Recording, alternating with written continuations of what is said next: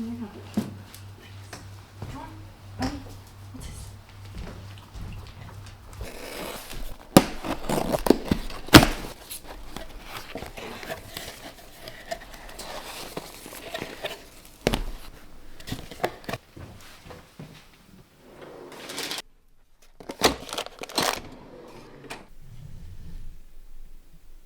Hello, this is weird, been a while. Hope you're really well or doing okay. It's midday Tuesday. I'm gonna film like just a catch up, nice, good food filled, hopefully, vlog. And I am popping out to collect a print that someone did of one of my cakes, which is really cool. They sent it to the micro bakery pop-up address instead of my PO, so I'm just gonna nip out and get that and then come home and have some lunch. It's super bloody cold, properly wintry today. I got totally drenched walking Merlin this morning, and so I kind of feel a bit like not really put together with like leggings on, but they'll do. Thank you so much for watching the little series I did to like get me back in the kitchen. That was really rewarding to put together, and like it did really help. So yeah, I'm gonna get going and I'll talk to you later. Bye.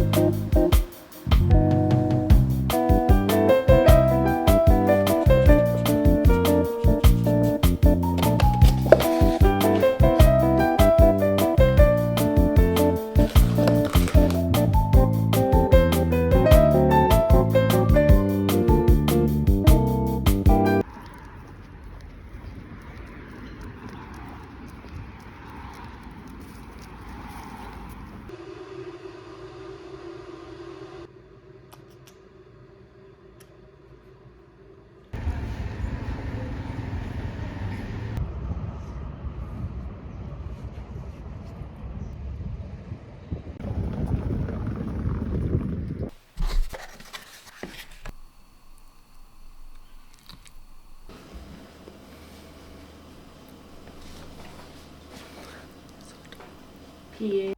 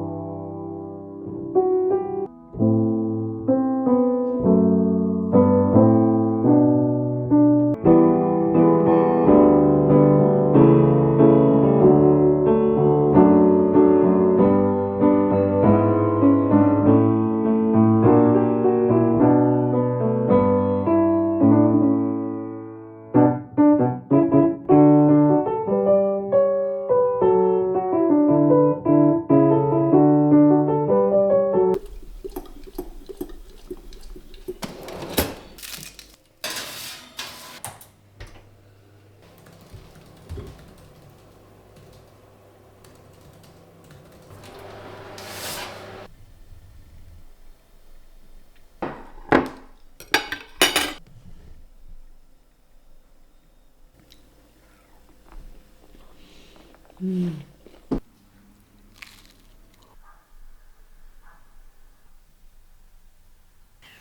my god, this is so good. I splurged, treated, made the very sensible decision to buy myself a heated blanket.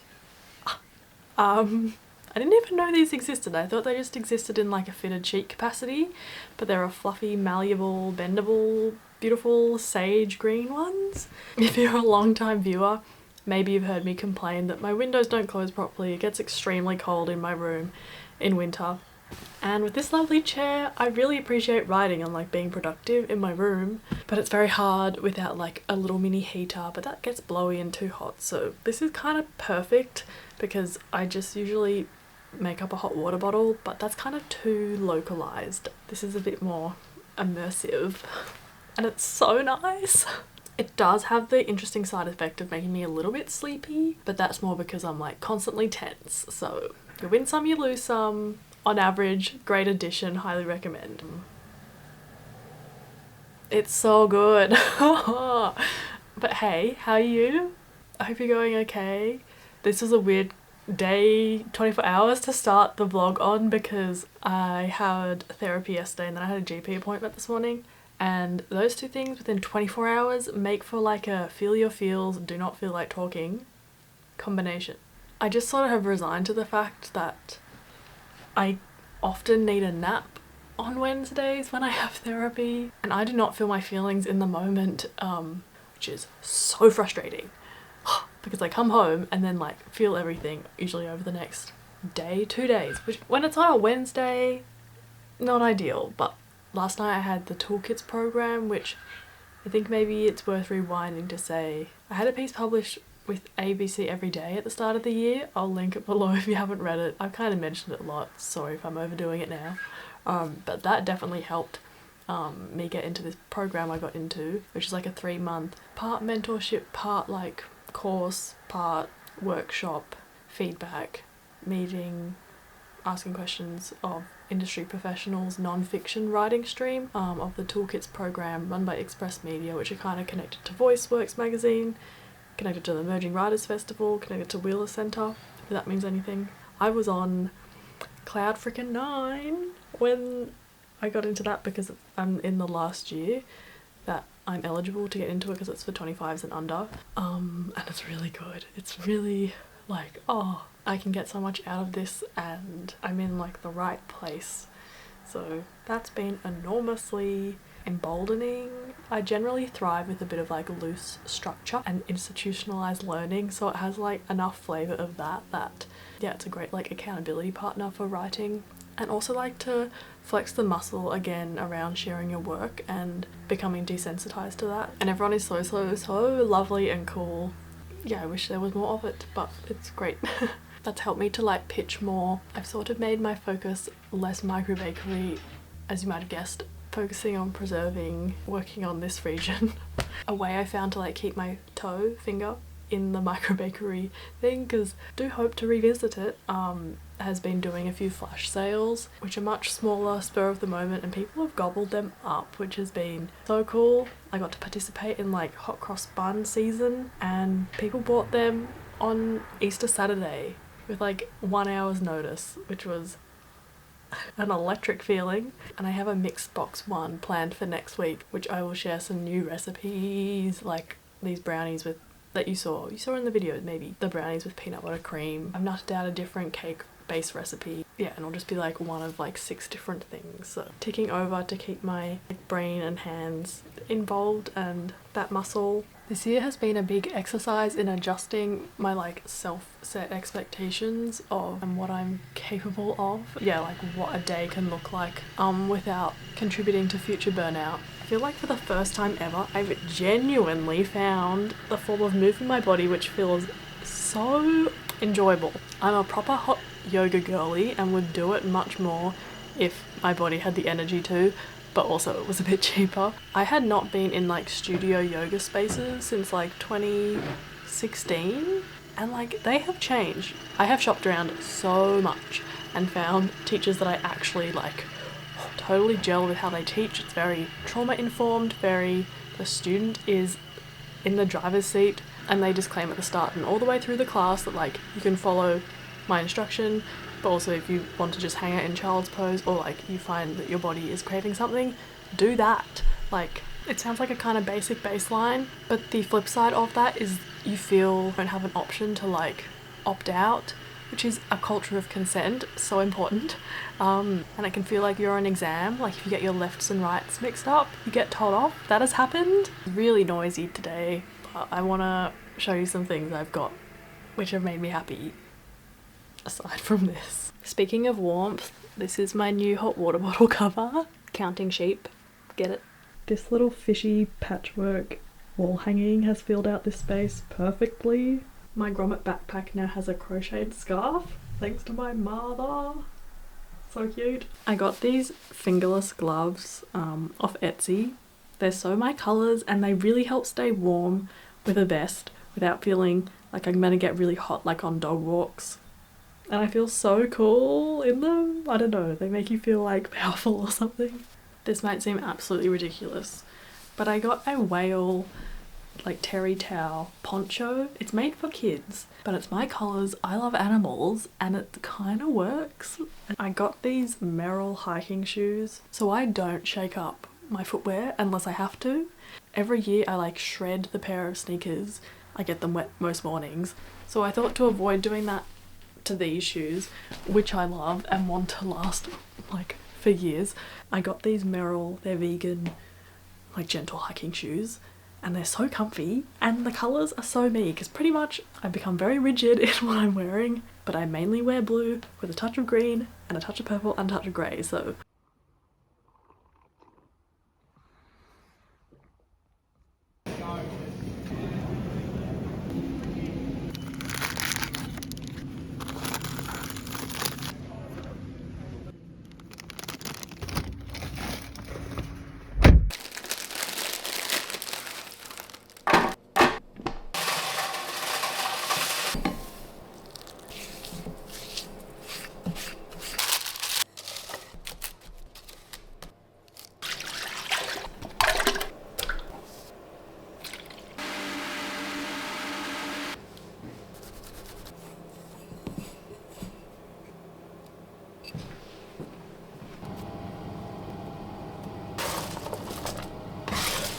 yeah.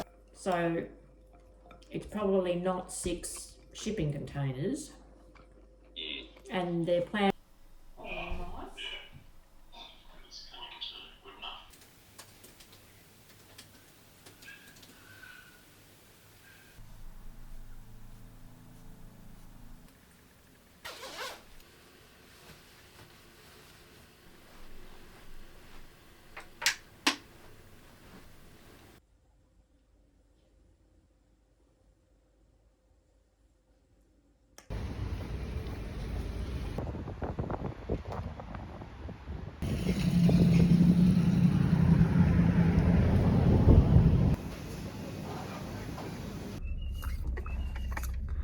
well, that was humbling.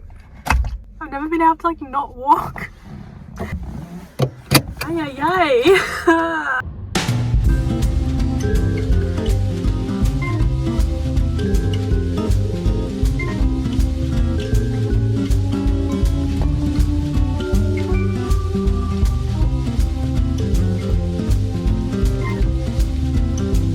My legs are like jelly. This is such a lol. I feel so silly. I'm gonna have a shower now and wash my hair. The hair this short like dries really fast and curls so beautifully with an air dry as opposed to an overnight dry, washing it in the evening thing, which I used to do. And it's so convenient, and it's so... I love like my hair wet now. Like it kind of looks hot, whereas previously you just look like a sad Lord Farquhar. I don't know what I'm gonna wear because it's really cold, and like any sort of going out stuff I kind of have for like at least mild weather. So that's a work in progress, but I'll think about that while I'm showering. Ah, my knees are like vibrating. It's so weird.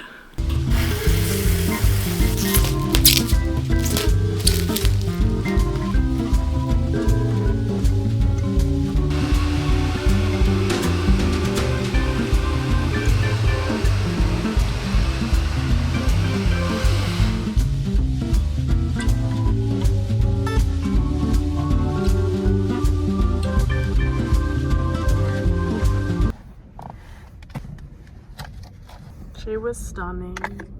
Queue to get something signed was like 500 meters long though, so, and it ran way over time because they took so many questions. Just gonna enjoy it for that and head home.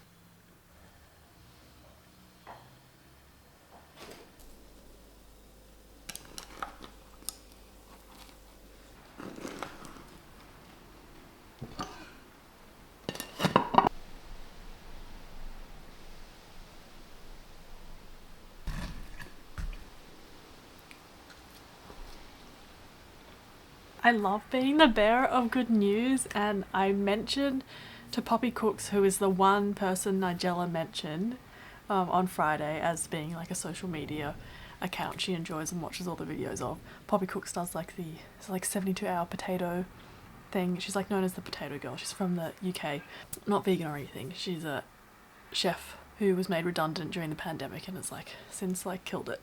Anyway, I broke the news to her. I like wrote her a message and she was like, this is the best news ever, and then she posted about it and I was a bit like, shit, did it happen? Like, what if I got the name wrong? But no, lots of people have verified in the comments under her post that it did happen. And like, I love, like, it's just such a moment of like, there is so much space for everyone, and like Nigella is such a like food mum to so many of us that like less competing and more just like lifting other people and like sharing the joy. And like Nigella mentioning someone which I know of, I was like so secondhand proud for her. Yeah, Nigella was even better in real life. I don't understand. She walks on in like this cherry red jumpsuit, like this top flowy bit, like looking like 40. I don't understand. So Hamer Hall, where it was, fits 2,500 people, and I was sitting at the bottom, so there's like the 3 levels. I was like, I want to be able to see-ish her, and I was like kind of midway back right on the side, and it was good because she was sitting like facing that way, so if you're on the other side then she would have been like facing away from you the whole time. And it was like the best podcast you've ever been to. She was so like happy to be there. Like, she really loves Melbourne, is so respectful and just like loving of the place and the people, and she like described Melbourne as being, it's large enough that there's so much cultural diversity, which makes it what it is, but then it's small enough that it has the feeling of like a British like town, and there's no like food ego here, like hiding the best places. That like people really want you to have a really rich cultural gastronomical food experience. Like, have you tried here? You've got to like have, there's so much to offer. Do have like a good experience. Not to put her on a pedestal, but it was just like so wholesome and like down to earth, and she made a very large room feel very intimate and small in the best way.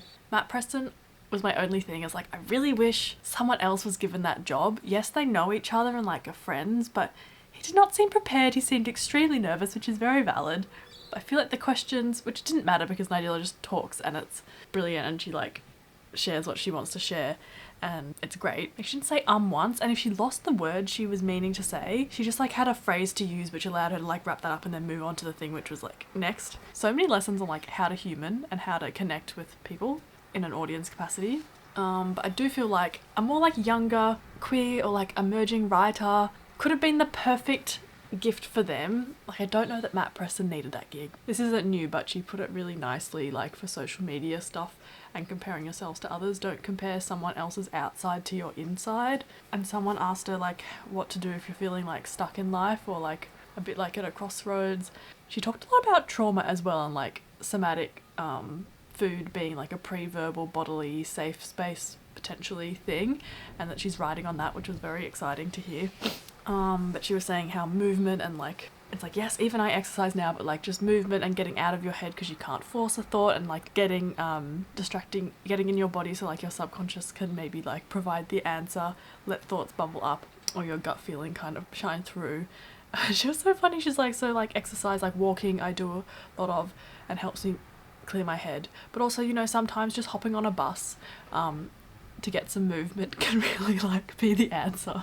So charming, so warm, so beautiful, so generous, and so popular that I just went home. It went way over because they took so many questions, so it finished at like 10 when it was meant to finish at 9, and just let what the night was and the rich experience that it was be like more than enough. I'm so glad I went, even though I was really not feeling it at the time. It's so weird buying tickets for something. Like at the point you buy the tickets, you like feel so much anticipation and excitement for it, and then how you actually feel on the day can be obviously worlds apart. So the waffles I just tried. I really should have made a recipe from one of the gluten-free cookbooks I have, which are much more reliable, but I just found a recipe that has Bob's 1-to-1 flour mix because I have so much of that, which I make up myself, and they were very stodgy and like mochi like inside, so they were a huge fail and like not very salvageable, but it did allow me to play around with the temperature and the machine so that like I'm not scared of it now, because like you can do like waffle okonomiyaki, put sushi rice in there, form like a crispy base and do like a sushi